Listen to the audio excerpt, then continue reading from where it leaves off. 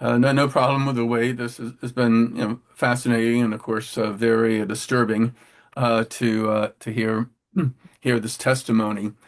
Um, just want to just before I start, just a correction on noting the 1956 Suez War. First of all, it's Khrushchev, not Brezhnev, who was the Soviet leader at the time. But the General Assembly did not pass a United for Peace resolution there that would have, brought in troops. So they did that for the Korean War a few years earlier. What forced an end to the war and an Israeli withdrawal, despite the British and French veto, was that President Eisenhower put enormous pressure on Israel to withdraw. Now let's remember that France and Britain, Israel are three of America's closest allies. Yet the United States had a lot of leverage with Britain and France because they still owed us a lot of money from loans for World War II, which had only ended 11 years earlier. And even though the United States was not giving a lot of aid to Israel at that point, Eisenhower, said he was going to remove the tax-exempt status of the Jewish National Fund, which raised enormous amount of money from American Jews to support Israel if they did not withdraw. And so but I think the underlying point is that the United States does have the leverage to stop this. This is not a tail wagging the dog situation.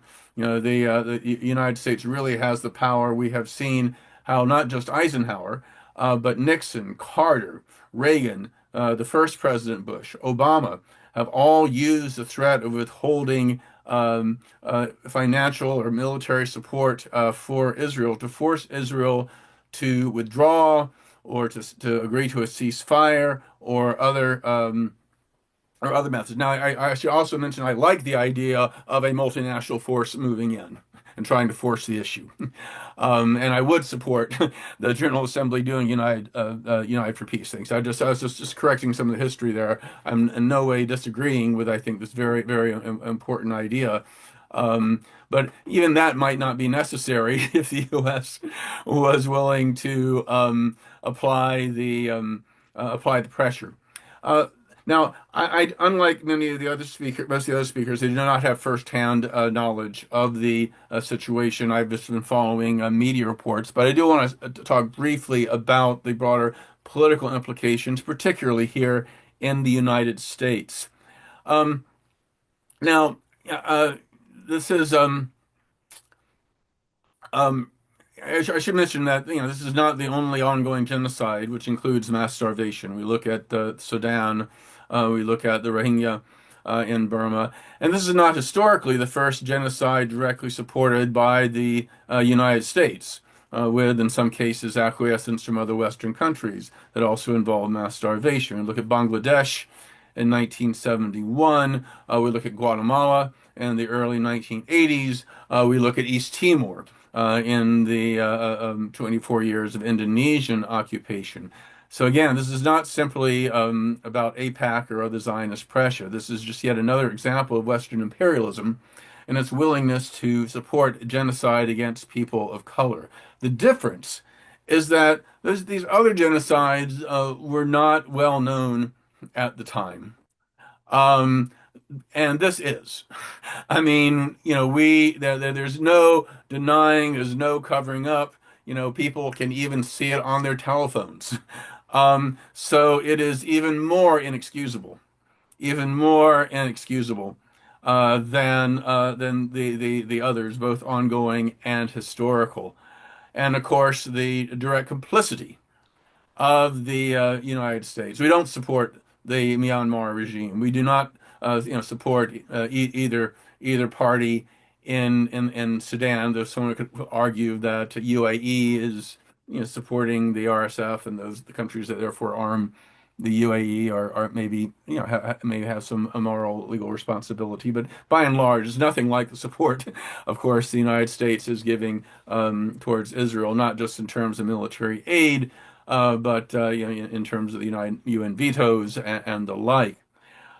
What has shifted is that I mean, on the one hand, one can say is children starving to death any worse than children being blown to bits by bombs? But for whatever reason, the starvation has the famine that Israel, with U.S. support and through and the atrocities, and propaganda from the so-called Gaza Humanitarian Foundation has caused a major shift here in the United States. We're getting front page coverage in mainstream media of civilian casualties to an unprecedented degree. We're having Western leaders, even Trump, acknowledging, that Israel is causing a famine. For the first time ever, a majority of Democrats in Congress voted to restrict some military aid to Israel. The Republicans are the majority, so that they were not able to stop it. But this is a really important threshold for those of us who followed U.S. politics in regard to Israel-Palestine for decades. We're seeing, all these pro-Israel politicians and pundits criticizing Israel for the first time. Now, we can of course say it's too little, too late. I mean that's true, of course, but we need all the allies we can, and this it does mark a real shift. There's even a bill that's been introduced in Congress to end U.S. funding for the Gaza Humanitarian Foundation. So again, this debate is finally reaching the mainstream. Now, the shift may be less moral than it is tactical. I mean, I think a lot of Democrats are getting nervous that the left wing of the party is not just being critical of what Israel is doing in Gaza, but is starting to question Zionism itself. And it is not, and I think I think the party leaders going after Netanyahu, I think may be a way of trying to stop anti-Israel attitudes from becoming more mainstream and becoming a litmus test for next year's midterm congressional elections and the 2028 presidential primaries. And I think one of the risks is, oh, this is all Netanyahu, this is all Netanyahu, and putting aside the fact that obviously is much more than that, and these policies are supported by a majority of Israelis, even those who may not like Netanyahu. But the fact that some Democrats are elected Democrats are running scared is that for the first time these Democratic politicians are more scared of their constituents than they are of AIPAC. And that yes, AIPAC certainly has power, certainly has influence. They've certainly created a climate of intimidation on Capitol Hill. But you can say that about a lot of powerful, lobbying groups in the United States.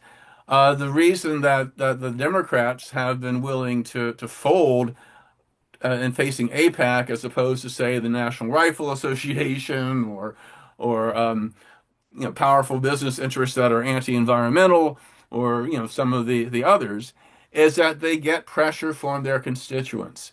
And what we're seeing for the first time also is especially as the scenes of starvation become more and more obvious is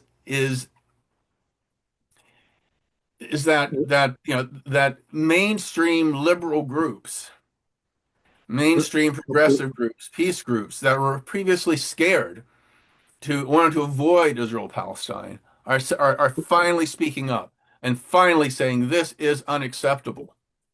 And this really does count a shift. And even within the Jewish community, in the last few days, more than 1,000 rabbis, mostly American, but also including a few Israelis, have signed an open letter condemning, quote, the mass killing of civilians and the use of starvation as a weapon of war. It's called for moving extensive humanitarian aid into Gaza and for a crackdown on settler violence.